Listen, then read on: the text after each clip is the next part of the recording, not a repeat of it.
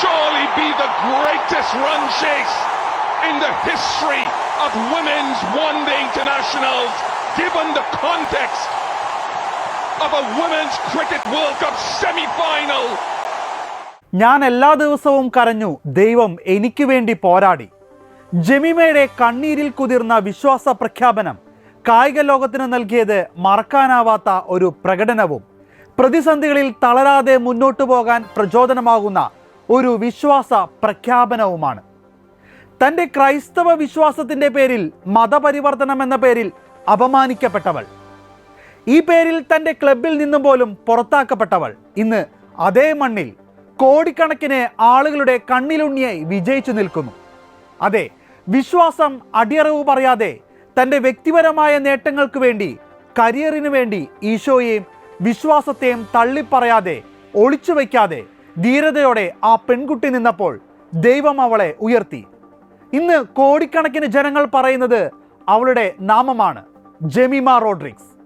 ICC വനിതാ ലോകകപ്പ് semi ഫൈനലിൽ ഓസ്ട്രേലിയക്കെതിരെ ഇന്ത്യയെ ചരിത്ര വിജയം നേടിക്കൊടുത്ത ഇന്നിംഗ്സിന് പിന്നാലെ ജെമിമ റോഡ്രിഗ്സിന്റെ വികാരനിർഭരമായ വാക്കുകൾ കായിക ലോകത്തെ കണ്ണീരണിയിച്ചു. Firstly, I want to thank Jesus because I couldn't do this on my own. I know He carried me through today. I want to thank my mom, my dad, my coach, and every single person who just believed in me throughout this time. It was really hard this last whole month, but it just feels like a dream and it's not sunk in yet. തൻ്റെ ജീവിതത്തിലെ വലിയ വെല്ലുവിളികളെക്കുറിച്ചും മാനസിക സമ്മർദ്ദങ്ങളെക്കുറിച്ചും തുറന്നു സംസാരിച്ച താരം ഈ വിജയം ദൈവത്തിലുള്ള തൻ്റെ അചഞ്ചലമായ വിശ്വാസത്തിന് സമർപ്പിച്ചുകൊണ്ട് അവൾ ഇങ്ങനെ പറഞ്ഞു: എനിക്കിത് ഒറ്റയ്ക്ക് ചെയ്യാൻ കഴിയുമായിരുന്നില്ല. യേശുവിന് നന്ദി. ഇന്നെന്നെ താങ്ങി നടത്തിയത് യേശുവാണ്. കഴിഞ്ഞ 4 മാസങ്ങൾ എനിക്ക് വളരെ കഠിനമായിരുന്നു. ഇതൊരു സ്വപ്നം പോലെ തോന്നുന്നു. എനിക്കിതുവരെ വിശ്വസിക്കാനായിട്ടില്ല. പ്ലെയർ ഓഫ് ദി മാച്ച് പുരസ്കാരം സ്വീകരിക്കുമ്പോൾ കോടിക്കണക്കിന് ക്രിക്കറ്റ് ആരാധകരെ സാക്ഷിയാക്കി കണ്ണീരോടെ ജെമിമ പറഞ്ഞ ഈ വാക്കുകൾ ഇന്ന് ലോകം മുഴുവൻ ചർച്ചയാകുകയാണ്. ലോകകപ്പിൻ്റെ തുടക്കത്തിൽ ജെമിമയുടെ പ്രകടനം മോശമായിരുന്നു. തുടർച്ചയായ ഡക്കുകൾ, ടീമിൽ നിന്ന് പുറത്ത്, ഇതെല്ലാം ഈ യുവതാരത്തെ വല്ലാതെ തളർത്തി. അവൾ പറഞ്ഞത് ഇങ്ങനെയാണ്: ഞാൻ ഉത്കണ്ഠയിലൂടെ കടന്നു പോവുകയായിരുന്നു. ചില കളികൾക്ക് മുമ്പ് അമ്മയെ വിളിച്ച് ഞാൻ മുഴുവൻ സമയവും കരയുമായിരുന്നു. എന്നാൽ ഞാൻ കാണിക്കേണ്ട ഉത്തരവാദിത്തം മാത്രം ഞാൻ കാണിച്ചു. ബാക്കിയെല്ലാം ദൈവം ഏറ്റെടുത്തു. കളിയുടെ അവസാനം എൻ്റെ എനർജി പോയി. ഞാൻ തളർന്നു. ഈ സമയം ബൈബിളിലെ ഒരു വചനം ഞാൻ വീണ്ടും വീണ്ടും ഉരുവിട്ടുകൊണ്ടിരുന്നു: നിങ്ങൾ ശാന്തമായി നിൽക്കുക, ദൈവം നിങ്ങൾക്ക് വേണ്ടി പോരാടും. ഞാൻ അവിടെ ഉറച്ചു നിന്നു. അദ്ദേഹം എനിക്ക് വേണ്ടി പോരാടി. പുറപ്പാട് 14-ാം അധ്യായം 14-ാം വാക്യം പറഞ്ഞുകൊണ്ടുള്ള ഈ വെളിപ്പെടുത്തൽ ജെമിയുടെ 127 റൺസ് പ്രകടനത്തെ കേവലം ക്രിക്കറ്റ് ചരിത്രത്തിലെ നേട്ടത്തിൽ നിന്ന് പ്രത്യാശയുടെയും വിശ്വാസത്തിൻ്റെയും ഉജ്ജ്വല സാക്ഷ്യമായി മാറ്റുന്നു. But towards the end, I was just quoting one scripture from the Bible because I had lost energy. I was very tired. I was drained. But one scripture that says, just stand still and God will fight for you. And that's what I did. I just stood there and He fought for me.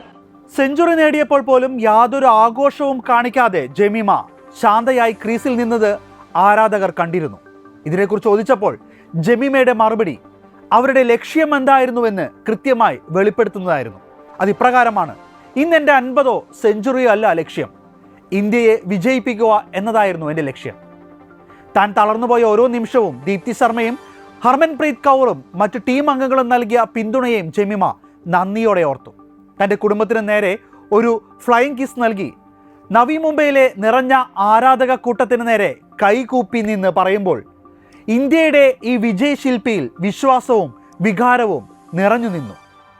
ജെമിമയുടെ പിതാവ് Ivan റോഡ്രിഗ്സിൻ്റെ വാക്കുകൾ ഇതിനോട് ചേർത്ത് വെക്കേണ്ടതാണ്. അദ്ദേഹത്തിൻ്റെ വാക്കുകൾ ഇങ്ങനെയാണ്: അവളുടെ കണ്ണീർ വൃഥാവിലായില്ല. ഞങ്ങളുടെ പ്രാർത്ഥനയ്ക്ക് ദൈവം മറുപടി നൽകി. എൻ്റെ മകൾ കളിച്ച ഇന്നിങ്സ് കണ്ട് ഞാൻ വികാരാധീനനായിപ്പോയി. അവൾക്ക് ലോകകപ്പ് സെമി ഫൈനലിൽ അത്തരമൊരു പ്രകടനം കാഴ്ചവെക്കാൻ കഴിഞ്ഞത് ഏതൊരച്ഛനെ സംബന്ധിച്ചും അഭിമാനകരമായ നിമിഷമാണ്. എന്നാൽ സ്കോർ ബോർഡിലെ ആ 127 റൺസിനേക്കാൾ വലുത് കഴിഞ്ഞ കുറച്ച് മാസങ്ങളായി അവൾ നേരിട്ട മാനസിക പോരാട്ടങ്ങളാണ്. കഴിഞ്ഞ കുറച്ച് മാസങ്ങളായി അവൾ കടന്നുപോയ വേദന എനിക്കറിയാം. ടീമിലെ സ്ഥാനത്തെക്കുറിച്ചുള്ള ആശങ്ക, മോശം പ്രകടനത്തെ തുടർന്നുള്ള മാനസിക സമ്മർദ്ദം, ഉത്കണ്ഠ. ഒരുപാട് രാത്രികളിൽ അവൾ കരഞ്ഞുകൊണ്ട് എന്നെ വിളിച്ചിട്ടുണ്ട്. ഒരു രക്ഷിതാവെന്ന നിലയിൽ മകൾ ആത്മവിശ്വാസം നഷ്ടപ്പെട്ട് വിഷമിക്കുന്നത് കാണുന്നത് ഹൃദയഭേദകമാണ്. ഞങ്ങൾ എപ്പോഴും അവളെ പ്രോത്സാഹിപ്പിച്ചു. ഒരു ക്രിക്കറ്റർ എന്ന നിലയിൽ ഫീൽഡിൽ എന്ത് സംഭവിച്ചാലും ദൈവത്തിലുള്ള വിശ്വാസം മുറുകെ പിടിക്കാൻ ഞങ്ങൾ അവളെ ഉപദേശിച്ചു. അവളുടെ കഴിവുകളിൽ ഞങ്ങൾക്കൊരു സംശയവുമില്ലായിരുന്നു. പക്ഷേ ആത്മവിശ്വാസം വീണ്ടെടുക്കുക എന്നത് വലിയൊരു വെല്ലുവിളിയായിരുന്നു. കളിക്ക് ശേഷം അവൾ സംസാരിച്ചപ്പോൾ എന്നെ ഏറ്റവും സന്തോഷിപ്പിച്ചത് അവൾ യേശുവിന് നന്ദി പറഞ്ഞതാണ്. കളിയുടെ അവസാന സമയത്ത് അവൾ അനുഭവിച്ച തളർച്ചയിൽ ബൈബിളിലെ ആ വചനം അവൾക്ക് എത്രമാത്രം ശക്തി നൽകിയെന്ന് ഞാൻ തിരിച്ചറിയുന്നു. അവൾ കളിച്ചത് സ്വയം തെളിയിക്കാനായിരുന്നില്ല, മറിച്ച് ഇന്ത്യക്ക് വേണ്ടിയും തൻ്റെ വിശ്വാസത്തിന് വേണ്ടിയുമായിരുന്നു. അതുകൊണ്ടാണ് അവൾ സെഞ്ചുറി പോലും ആഘോഷിക്കാതിരുന്നതെന്ന് അദ്ദേഹം പറഞ്ഞു. ആ നിമിഷം അവളുടെ ശ്രദ്ധ മുഴുവൻ വിജയത്തിൽ മാത്രമായിരുന്നു. ഇത് കേവലം ക്രിക്കറ്റല്ല, കായിക രംഗത്ത് മാത്രമല്ല, ജീവിതത്തിൻ്റെ ഏത് പ്രതിസന്ധി വരുമ്പോഴും വിശ്വാസമാണ് നമ്മുടെ ഏറ്റവും വലിയ ശക്തിയെന്ന് അവൾ ലോകത്തിന് മുന്നിൽ തെളിയിച്ചു. അവളുടെ കണ്ണീർ വൃഥാവിലായില്ല. ഒരുപാട് പ്രാർത്ഥനകൾക്ക് ദൈവം മറുപടി നൽകി. ഇപ്പോൾ ഞങ്ങളുടെ ശ്രദ്ധ മുഴുവൻ ഫൈനലിലാണ്. ദൈവത്തിൻ്റെ കരമെന്നും അവളോടൊപ്പം ഉണ്ടാകട്ടെ എന്ന് പ്രാർത്ഥിക്കുന്നു. ഈ മകളും പിതാവും നമുക്കൊരു മാതൃകയാണ്. ഇന്നത്തെ യുവജനത്തിന് ഒരു മാതൃകയാണ്. വിശ്വാസം പരസ്യമായി പ്രഖ്യാപിക്കാനുള്ള ധീരത, ഒപ്പം പ്രതിസന്ധി ഘട്ടങ്ങളിൽ ദൈവത്തിൽ ആശ്രയിക്കാനുള്ള വിശ്വാസം. ഇത് രണ്ടും നമുക്കുണ്ടെങ്കിൽ തീർച്ചയായും ജീവിത വിജയം നമ്മളെ തേടിയെത്തും. നന്ദി.